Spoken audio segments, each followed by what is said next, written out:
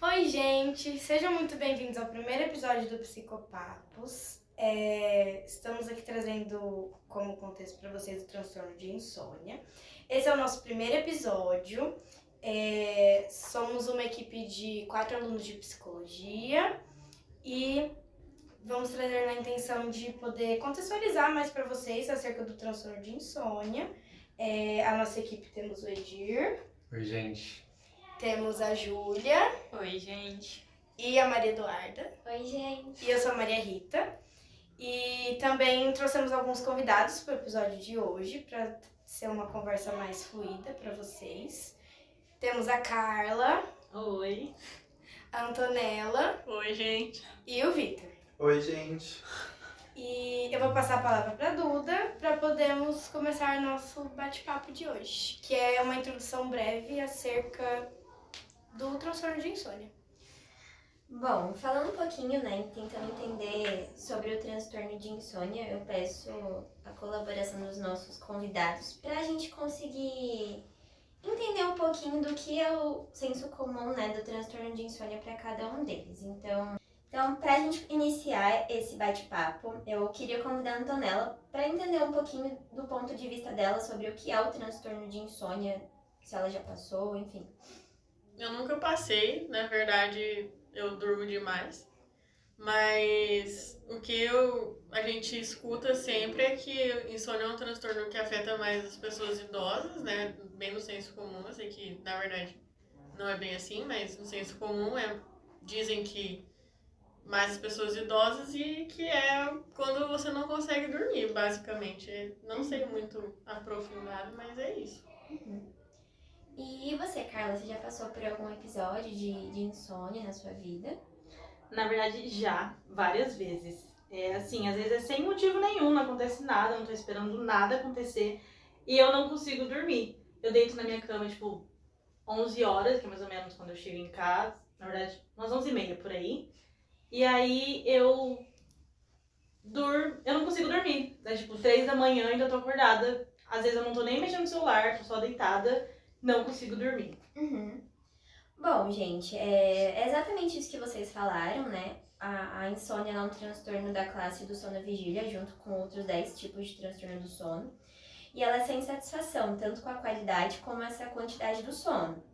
E que bom que você trouxe essa questão de não conseguir dormir, porque ela implica em uma das 3 fases da insônia. Que é a primeira, que é essa que você comentou, dessa insônia inicial, que é onde a gente não consegue dormir, a gente não consegue combinar o sono na hora de dormir. A insônia intermediária, que é quando a gente acaba acordando durante a noite e não consegue voltar.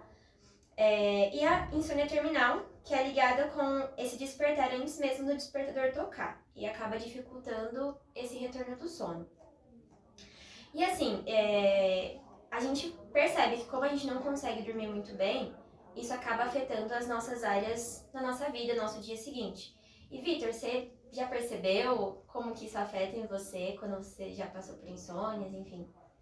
Eu tenho uma questão de hipersonia, que é meio que o contrário de insônia, mas eu acabo sofrendo de insônia nessa que você falou por último, que é a final. Isso, porque às vezes eu fico tão ansioso, por ter dormido mal ou ter dormido em excesso, que quando eu chego nesse momento que eu acordo antes e eu não volto a dormir, isso começa a afetar o meu humor, principalmente. A característica mais marcante, que eu consigo sentir eu fico irritado, eu fico cansado também durante o decorrer do dia, isso acaba prejudicando ali as minhas atividades, etc. Exato, esses são alguns sinais diurnos, que a insônia acaba pontuando, pra gente. Essa dificuldade na concentração, essa perda de motivação, enfim. E a gente tem esse prejuízo tanto nas áreas profissionais, acadêmicas, cognitivas, principalmente nos processos psicológicos básicos, como atenção, memória, percepção, enfim. Algo para complementar? Os meus amigos de equipe?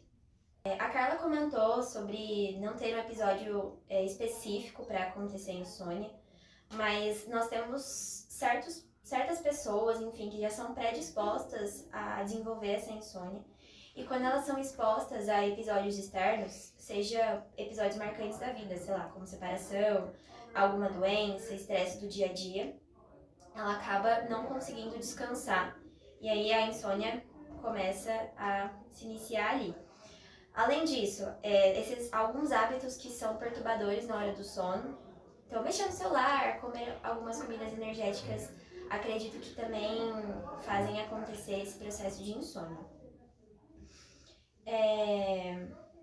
Bom, a insônia eu acredito que nunca foi uma pauta assim muito importante na sociedade. Eu acho que é muito normal esse transtorno, então as pessoas meio que acabam não falando tanto, porque não chama tanta atenção.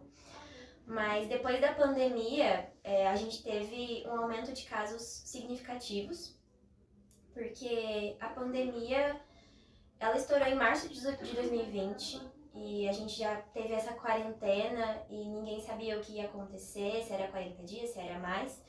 Pessoas longe da gente, familiares, amigos que estavam viajando, enfim, pessoas falecendo no mundo inteiro. Essa quebra de rotina também que a gente tinha de levantar, ir trabalhar, ir pra escola, enfim. Tudo isso foi retirado da gente, as preocupações com a família, se, enfim, o mundo ia voltar ao normal.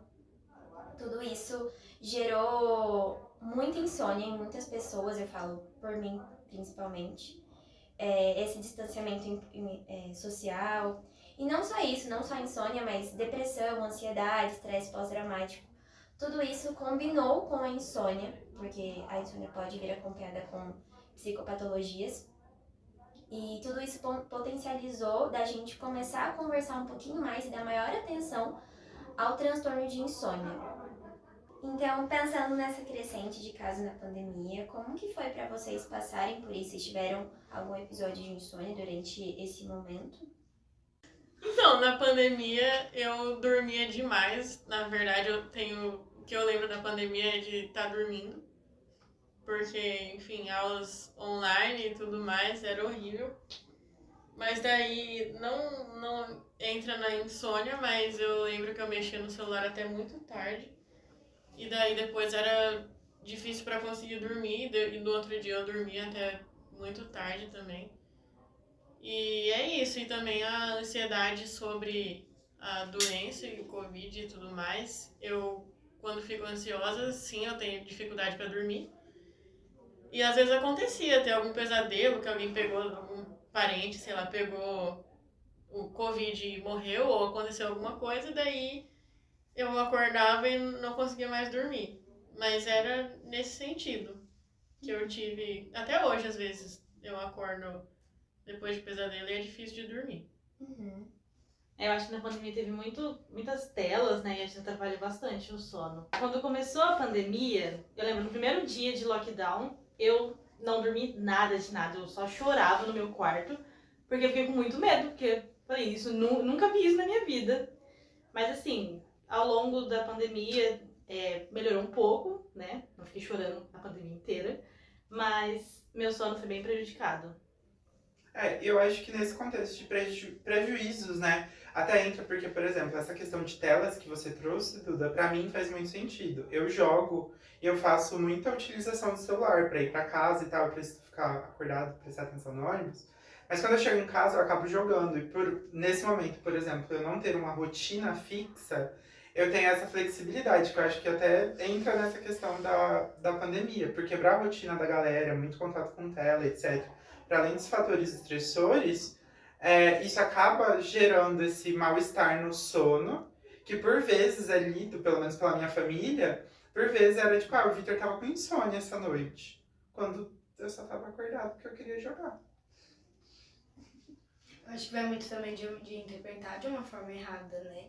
E daí tem a questão também da questão de autodiagnóstico, tipo assim, só porque eu não dormi especificamente hoje, então eu estou com insônia, tenho insônia. E eu acho que tá muito para além do não dormir, tá? Também pra questão disso que você falou de rotina, dos prejuízos que podem acarretar.